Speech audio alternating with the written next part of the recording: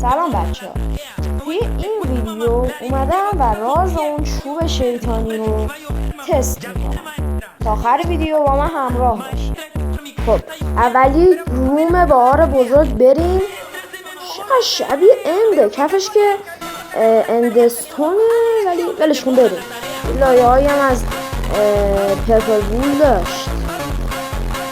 خب کتاب بعدی رومزه با آر بزرگ. بریم. زیاد جای معنیداری نیست. چی بود؟ ولش کن برگرد. ولش کن. بریم که اتنا پارش میکنیم که اصلا رنگش هم شبیه اون بود. بعدی رومه با آر کوچیک. برو بریم. بریم نزدیک. گوه خوردم. برگردیم. من گوه خوردم با 7 جد آبادم. برگرد.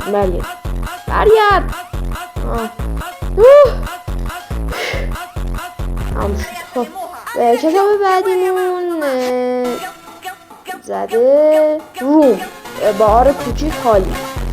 بدون اس و اس جمع اونجور چیزا، پلورال اس. بریم بزنیم. دوباره من رفتم تو ندر.